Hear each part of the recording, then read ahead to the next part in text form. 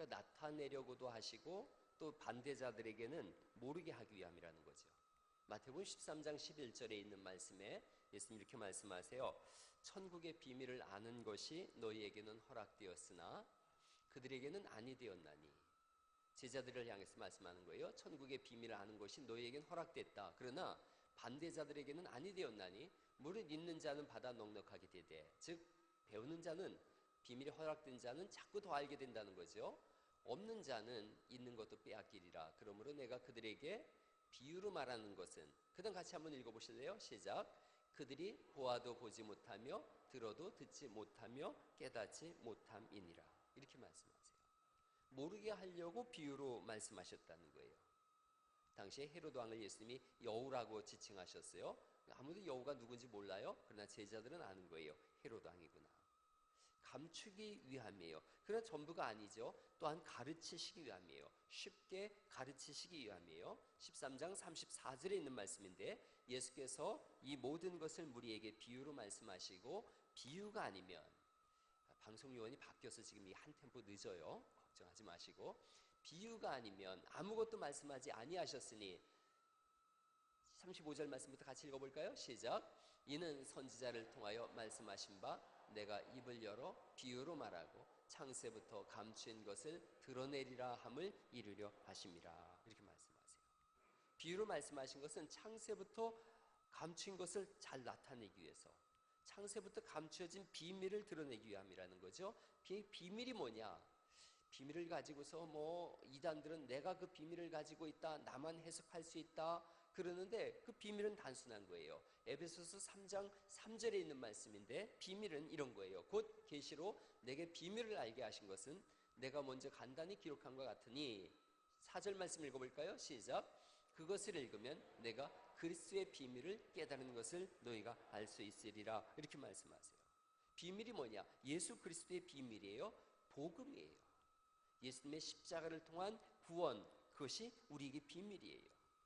그래서 예수님의 십자가의 구원, 이 사건을 전하면 전할수록 듣는 사람은 더 많이 알아갈 거예요. 그리고 믿지 않는 사람들은 끝까지 모른다는 거죠.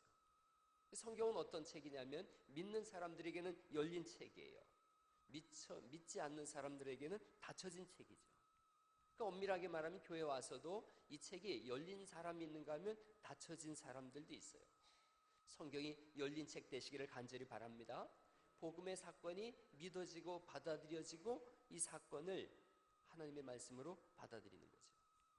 자, 예수님께서 비유로 말씀하셨는데 오늘 우리가 읽은 이 비유는 성경에 나와 있는 가장 난해한 말씀 중에 하나예요.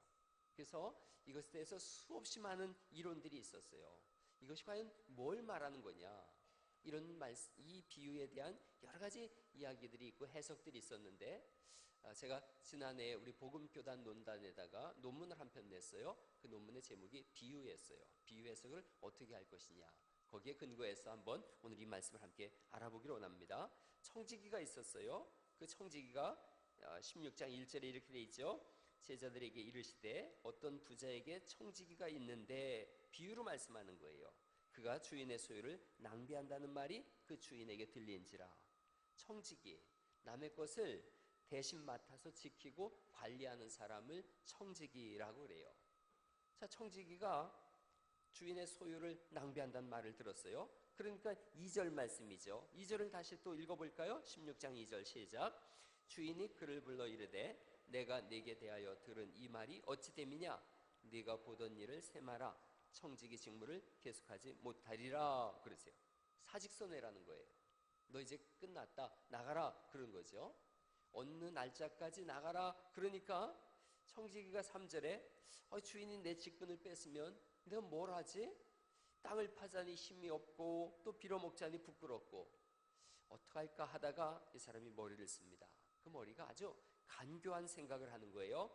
거기 그 4절에 이런 말씀이에요. 내가 할 일을 알았도다. 이렇게 하면 직분을 빼앗긴 후에 사람들이 나를 자기 집으로 영접하리라. 그러고서 5절에 있는 말씀이죠. 빚진 자를 불러다가 말하는 거예요. 주인한테 얼마 빚졌어? 그랬더니 100말 빚졌는데 밀 100말 빚졌어. 기름 100말 빚졌어. 그러니까 그럼 50이라고 써. 그 50을 자기 마음대로 감해주는 거예요. 여러분, 기름 100마리면 1년 6개월 동안 일해야 50마리면 1년 6개월 동안 일해야 벌 수 있었던 돈이래요. 그러니까 대략 적게 잡아도 5천만 원 정도예요. 주인한테 얼마 빚졌어? 1억 빚졌어? 그래, 걱정하지 마. 5천만 원만 갚어. 내가 증서 다시 써줄게. 얼마나 고맙겠어요? 우리에게도 그런 의인이 나타나면 좋겠어요. 그러니까 이제 또 다른 사람을 부르는 거예요. 또 얼마 빚졌냐? 그랬더니 또 이 사람은 뭐라고 하느냐 하면 거기 7절이죠. 밀 100석을 빚졌습니다. 야, 이게 80이라고 써라. 내가 20 감해줄게. 자기 마음대로 이렇게 하는 거예요. 그렇게 하면 자기가 쫓겨나도 그 사람이 우리 집에 와서 기거하세요. 또 내가 도움을 입었으니 도움을 갚겠습니다. 이렇게 하는 거죠. 그럼 이제 물어볼게요. 좋은 방법이에요? 나쁜 방법이에요? 나쁜 방법이에요. 아주 안 좋은 방법이에요. 이렇게 하면 돼요? 안 돼요? 안 돼요. 절대로 안 돼요. 이건 사기치는 거지요. 절대로 일은 안 되는 방법이에요. 그런데 반전이 있어요. 이래서 이게 어려운 말씀이에요. 절대로 안 되는데, 누구에게 물어봐도 안 되는데, 삼척 동자에게 물어봐도 안 되는데, 반전이 있어요. 8절이죠. 주인이 이 옳지 않은 청지기, 맞죠? 옳지 않은 청지기죠. 그런데 이 옳지 않은 청지기가 일을 어떻게 했다는 거예요? 지혜 있게 하였으므로 칭찬하였으니 이 세대의 아들들이 자기 시대에 있어서는 빛의 아들들보다 더 지혜로움이니라. 이렇게 돼 있어요. 예수님이 칭찬했다는 것에 문제가 있어요. 안 좋은 방법을 했는데, 그럼 오늘날 우리가 이 말씀을 잘못 읽으면 어떻게 해석할 수 있냐면, 수단과 방법을 가리지 않고 목적만 이루면 예수님이 칭찬하시겠네? 일이 되어질 수 있죠. 주인을 하나님으로 본다면 수단 방법 가리지 않고 목적만 달성하면 되겠네? 이렇게 해석하면 이 비유의 목적을 전혀 모르는 거예요. 제가 지난주에도 그런 말씀 드렸어요. 비유 해석의 원리가 있는데, 비유 해석의 원리 크게 두 가지예요. 첫째는 비유에서 하나의 요점을 찾는 거예요. 비유가 쓰여진 또 삶의 정황을 이해하는 거예요. 이 비유는 지금 돈을 말씀하고 있지만 돈에 관한 이야기가 아니라는 걸 우리가 알고 있죠. 또 목적을 위해서 수단과 방법을 가리지 말고 목적을 성취해라, 이런 말씀이 아니라는 것도 우리가 쉽게 알 수 있어요. 목적은 딱 한 가지를 위해서 말씀하는 거예요. 미래를 위해서 뭘 준비하고 있느냐, 이걸 말씀하고 있는 거예요. 앞날을 준비하고 있느냐 하는 거예요. 여러분 8절을 다시 한번 보시면 이 세대의 아들들이 그렇게 말씀하세요. 이 세대라는 건 자기 세대라고 표현하고 있는데, 그 뒷부분에는 자기 세대, 이 세대, 이것은 하나님 나라에 속하지 않은 이 세상 사람들이에요. 이 세상 사람들도 짧게 사는 100년 인생을 위해서 이렇게 부단하게 옳은 방법이든 그른 방법이든 그렇게 해서 끊임없이 이 세상 삶을 위해서 준비하고 있는데, 그 한 가지를 주인이 지금 칭찬하고 있는 거예요. 준비하는 삶, 요거 하나를 말씀하려고 예수님께서 이 비유를 들어서 말씀하는 거예요. 그리고 그 한 가지를 강조하기 위해서 조금은 말도 안 되는 말씀을 가지고서 이야기하고 있는 거예요. 예수님의 비유의 핵심이 거기에 있어요.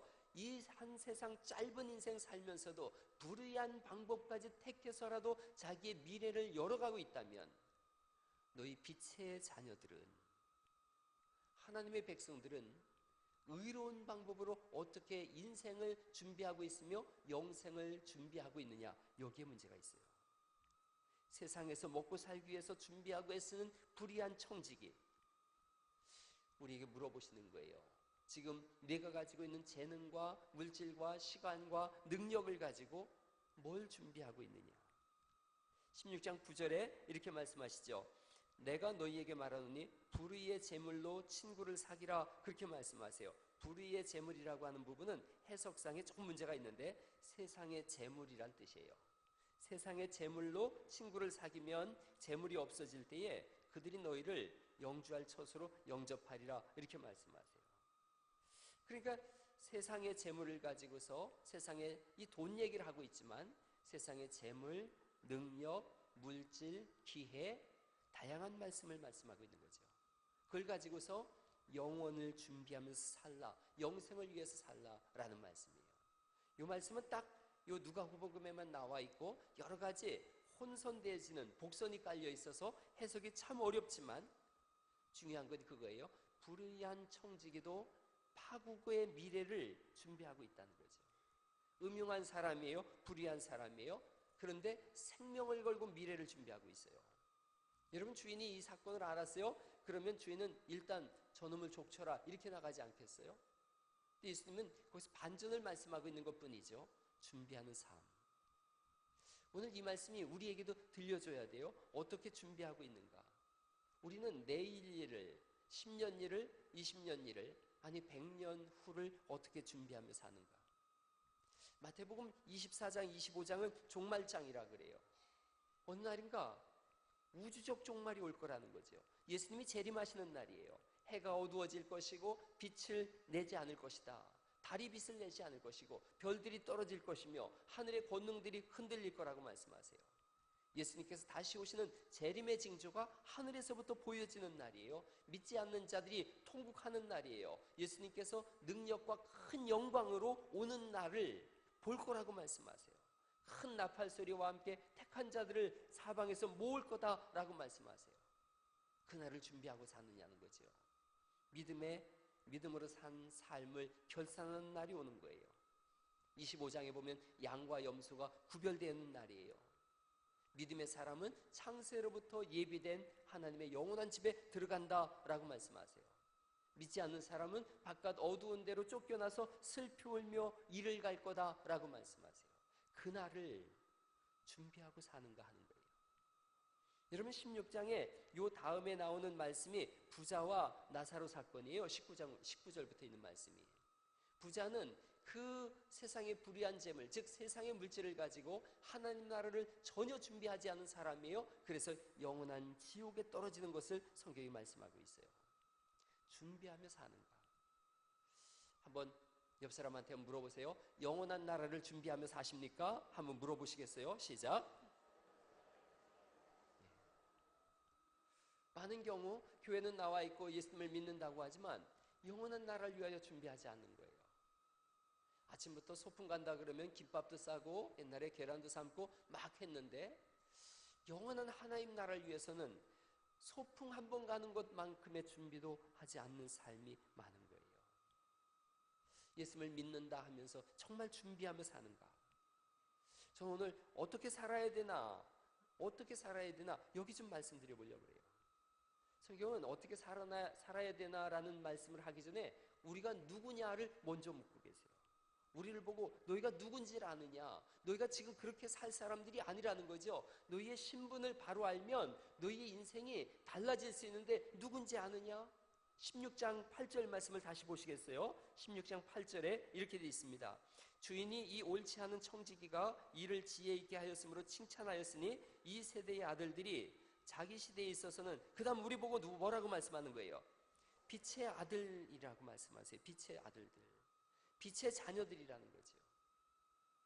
여러분, 9절 말씀을 또 보시겠어요? 9절, 내가 너희에게 말하노니 불의의 재물로 친구를 사귀라. 그리하면 그 재물이 없어질 때에 그들이 너희를 영주할 처소로 영접하리라. 영주할 처소라고 하는 것이 옛날 성경 개역 한글에는 영원한 집 이렇게 말씀하세요. 영원한 집에 사는 사람들이라는 거예요. 하나님 나라 백성이라는 뜻이에요. 하나님 나라에 사는 사람들 아니냐, 빛의 백성들이 아니냐 이렇게 말씀하는 거예요.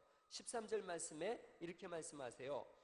집주인이 두 주인을 섬길 수 없나니 혹 이를 미워하고 저를 사랑하거나 혹 이를 중히 여기고 저를 경히 여김이라. 그러시면서 우리 보고 너희는 하나님과 재물을 겸하여 섬길 수 없느니라. 우린 누구를 섬기는 사람들이에요? 하나님을 섬기는 사람들이라는 거죠. 여러분, 이 세 구절을 이렇게 말씀드리면 빛의 아들이니까 영원한 하나님 나라에 사는 사람들이고, 영원한 하나님 나라에 사는 사람들로서 하나님만을 섬기는 사람들이란 뜻이에요. 우리를 바르게 인식하는 거예요. 빛의 자녀로 천국 사람들이며 그리고 영원한 하나님을 섬기는 사람들. 자기 자신을 누구라고 인식하느냐에 따라서 인생 전체가 바뀌어져요. 여러분, 왕자와 거지라고 하는 그런 동화를 어릴 때 보셨지 않습니까? 거지가 자기를 거지라고 인식하는 순간 쓰레기를 먹게 되지만, 쓰레기통을 뒤지게 되지만, 왕자라고 인식하면 그것을 거절하게 되어지죠. 누구라고 인식하는가? 저번에 제가 집 나간 아들에 대한 말씀을 드렸어요. 집을 떠나가서 주염 열매를 먹다가 정신이 번쩍 들었죠. 내가 누구냐? 우리 아버지 집에 가면 먹을 것이 많은데 내가 그 아버지의 아들인데, 자기를 인식하는 순간 돼지 열매 먹던 그 밥그릇을 집어던지고 집으로 돌아가는 거죠. 우리를 누구라고 인식하는가? 자기 자신을 하나님의 자녀라고 인식하지 않으면 재물을 섬기는 사람들, 세상을 섬기는 사람들, 세상에 오염된 것을 먹는 사람들이 되었습니다. 하나님의 자녀라고 인식하는 순간 돌아서게 되어지고 인생을 새롭게 열어갑니다. 어릴 때 그런 인식 속에 있었어요. 우리나라 지도 보면서 토끼라고 했어요. 토끼. 저게 아빠를 웅크리고 일본이 무서워서 저 중국 쪽을 보면서 도망가려고 하는 모습인 거예요. 나약하고 순종적인, 그리고 겁이 많은 토끼, 일본 놈들이 심어놓은 거예요. 1903년에 일본 사람들이 주장한 거예요. 너희는 토끼다, 토끼다.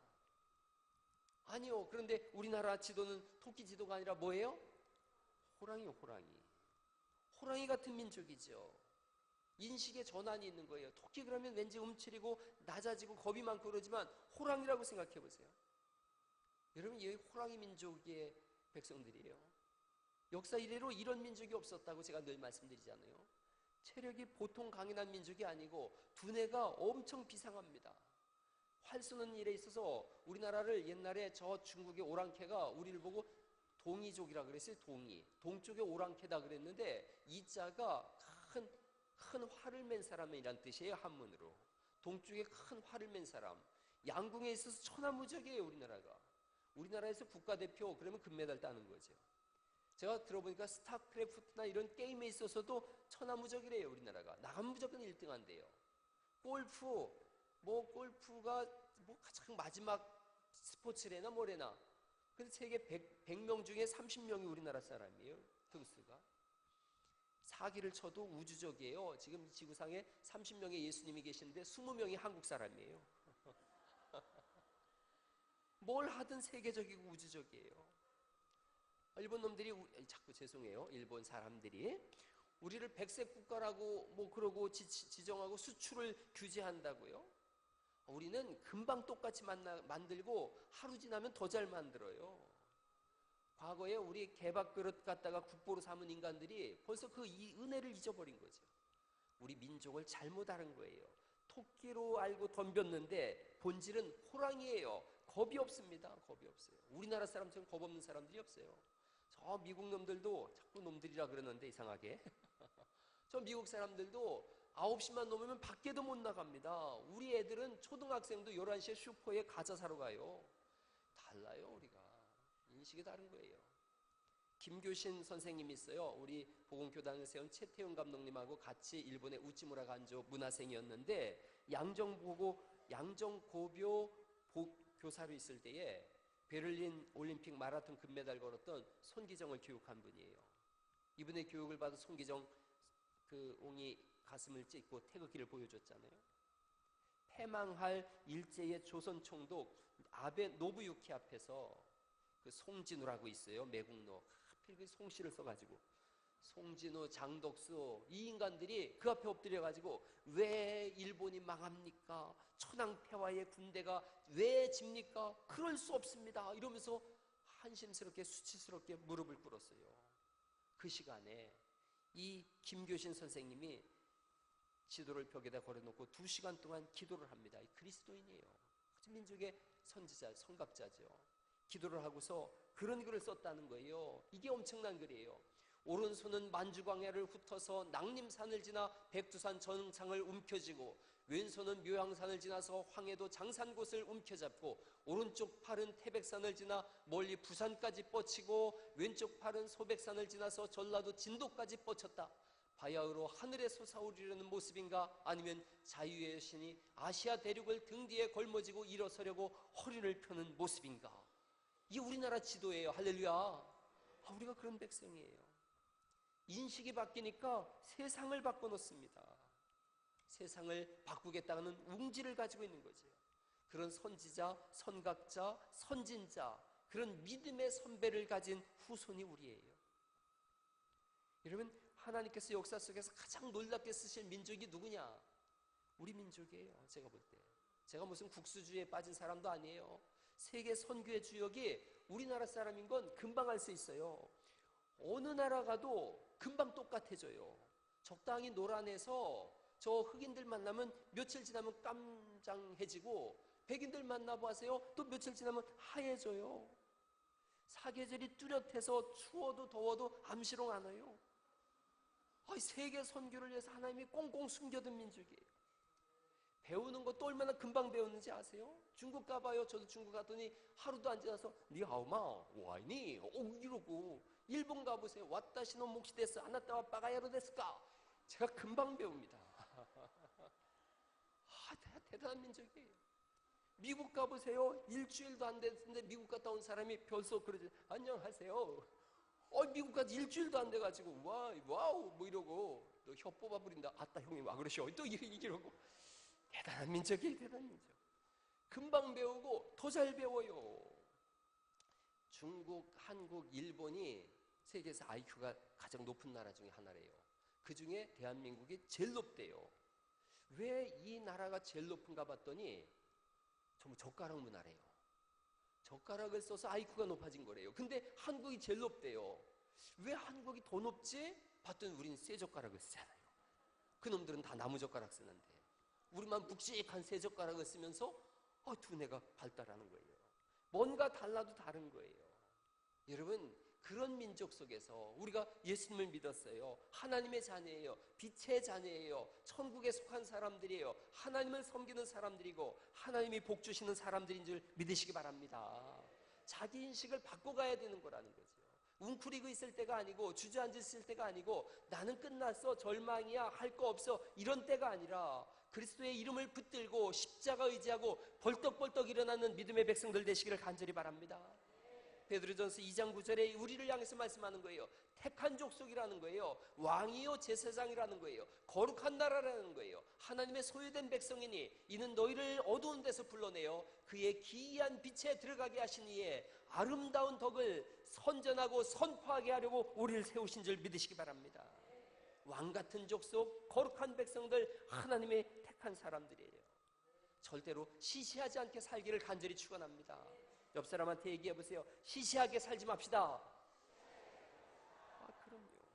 믿음의 명가를 만들어 가자고 제가 말씀드렸어요. 어깨를 펴고 당당하고 품격 있게 사는 거죠. 하나님의 사람으로 오늘도 내일도 준비하며 살 수 있기를 간절히 바랍니다. 100년도 못 사는 사람들도 영원을 사는 것처럼 준비하는 걸요. 근데 영원을 사는 사람들이 하루하루를 그냥 하루 살고 말 것처럼 산다면 이게 얼마나 속상한 일이겠어요. 예수님께서 얼마나 답답하시면 불의한 청지기가 옳다라고까지 말씀하시겠는가. 이게 이 비유의 핵심이에요. 내가 너희의 삶을 보면서 얼마나 답답하면 불의한 사람이 옳다라고까지 그렇게 비유해서까지 얘기해야 되겠느냐는 거죠. 영생을 준비하며 사는 사람, 하나님이 나를 들어서 일하신다, 내가 이 시대의 주인공이고 주역이다, 이런 표현이 있어야 되는 거죠. 어떤 사람이 청소부 얘기 제가 전에 한번 드린 것 같아요. 당신 청소부네? 아니요, 나는 지구의 한 모퉁이를 쓸고 있어. 자기 인식이에요. 자기 인식. 자기를 준비하며 사는 거예요. 저는 이렇게 조그만 하고 잠도 새우잠을 잡니다.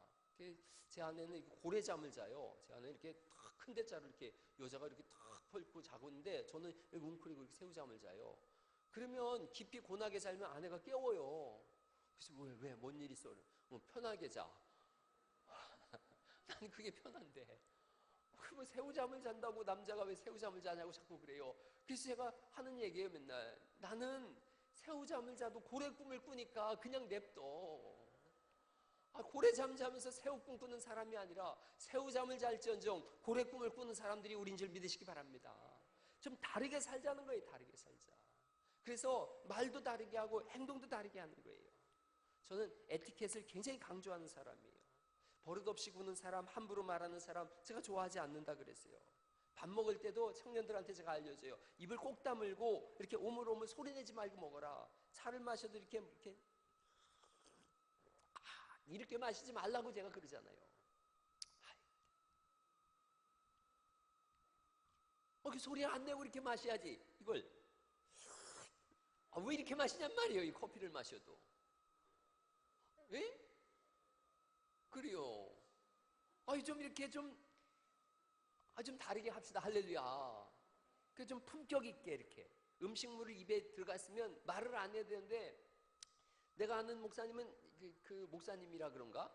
밥을 먹으면 옆에 착방을 해가지고 그냥 음식이 이렇게 막 튀어요. 난 그 사람 옆에 안 가는데 꼭 내 옆으로 와요, 자꾸. 내가 이 말을 들어준다고.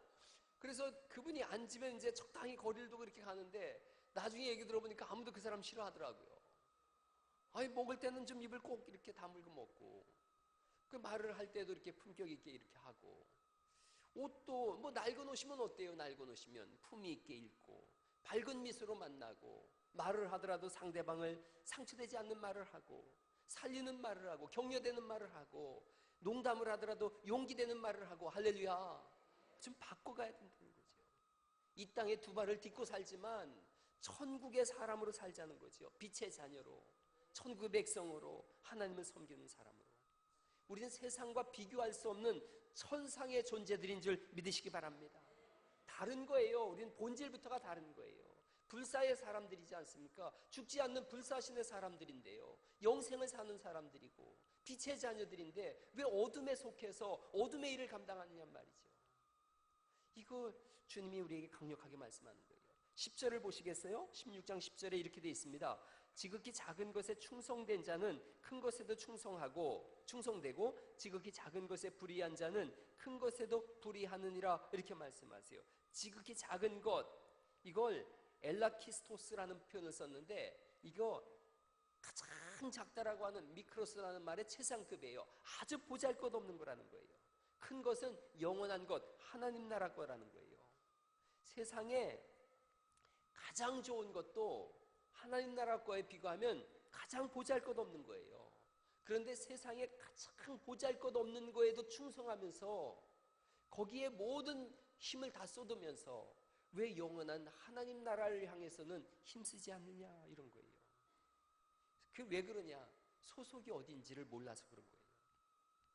소속이 하나님 나라라는 걸 몰랐던 거예요. 그리고 내가 하나님 나라 간다, 이 생각을 잘 못한 거예요. 여러분, 하나님 나라 가는 백성 될 수 있기를 간절히 바랍니다. 저는 저의 최종 종착역은 천국이에요. 천국이 생각만 해도 얼마나 좋은지 몰라요.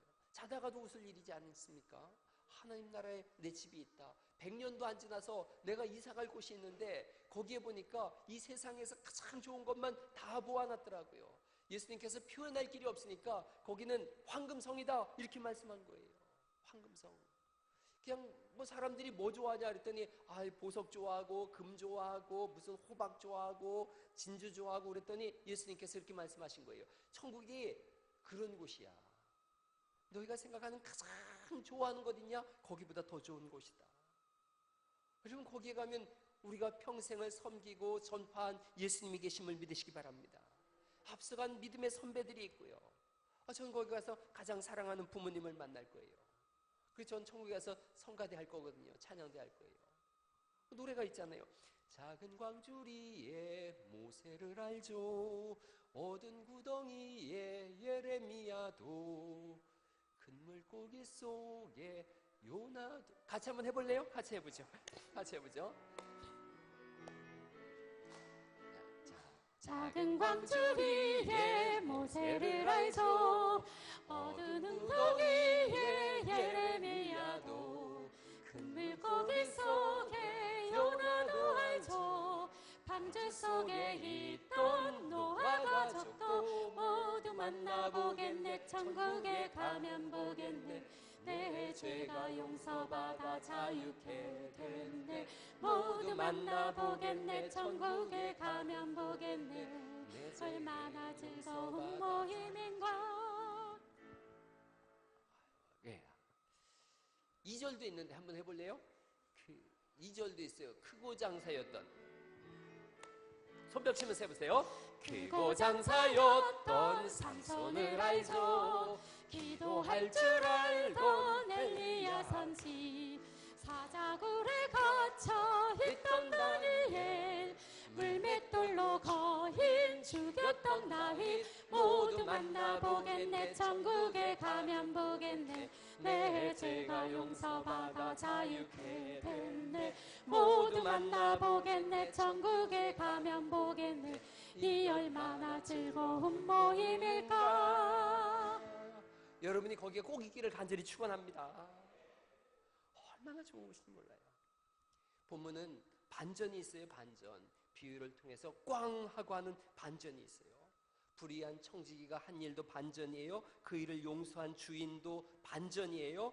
불의한 재물로 친구를 사귀라 하는 것도 반전이에요. 지극히 작은 것과 큰 것도 반전이에요.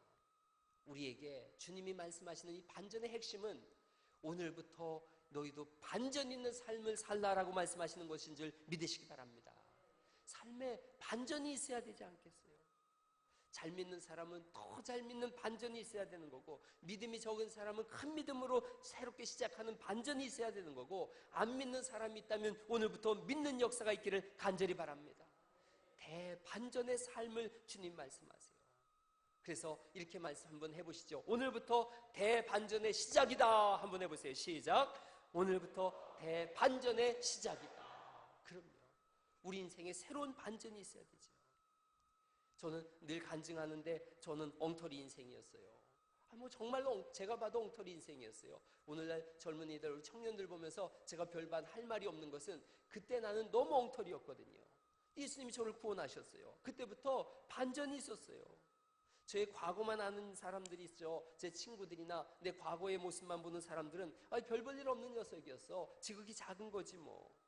근데 하나님의 자녀가 됐고 빛의 아들들의 대열에 섰어요. 제가 싫어하는 속담이 있어요. 무슨 될성 부른 나무는 떡잎부터 알아본다. 전 되게 싫어해요. 아주 그 속담이 없어졌으면 좋겠어요. 제가 좋아하는 속담이 있어요. 대기만성. 저는 그런 거 좋아해요. 괄목상대 아시죠? 진보가 남달라서 눈을 비비면서 다시 보게 된다. 이게 괄목상대예요. 저 예수님이 그런 부분에 있어서 너무 좋아요. 별 볼 일 없는 사람이었는데 저는 30살에 개척했어요. 아무것도 모르고 30살에, 저게 제가 30살 때 모습이에요. 그 다음은 웃겨요. 네. 누군지 혹시 아세요? 저런 시절이 있었어요. 얼른 그만 바꿔요. 초상권에 또 치매 온다 그러려. 알아보는 사람도 없고 알아주는 사람도 없었어요. 그냥 열정만 있었어요. 그런데 예수님 믿고 반전이 왔어요. 꾸준히 성경을 연구하고 독서를 했어요. 그렇게 25년이 흘렀어요. 제가 몇 년 전에 친구들 만났어요. 그랬더니 그 친구들이 저보고 그랬어요. 너는 과거에 내가 알던 네가 아니네. 그랬어요. 제가 얘기했어요. 과거에 네가 알던 걔는 25에 죽었고 난 예수님 안에서 새로운 피조물이 됐어. 인생에 반전이 일어나야 되는 거죠. 저는 확실히 20년 전에 그 어린 전도사가 아니더라고요. 여러분 오늘부터 인생에 반전을 가져오시길 간절히 바랍니다. 잘하는 것부터 더 잘해서 가장 잘하는 것을 더 사람을 봐요.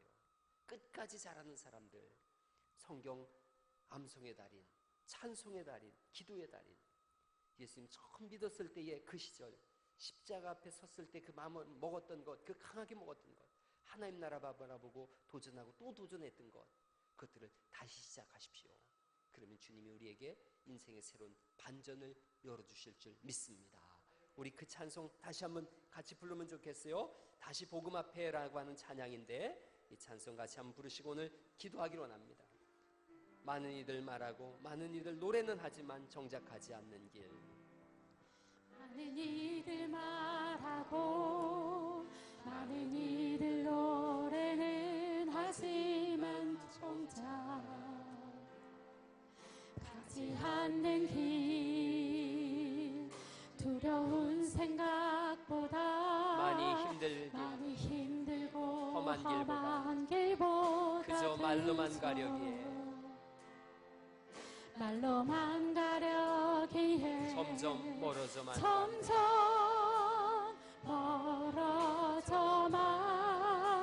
내게 생명 주었던 그 길, 내게 생명 주었던 그 길. 점점 이용하려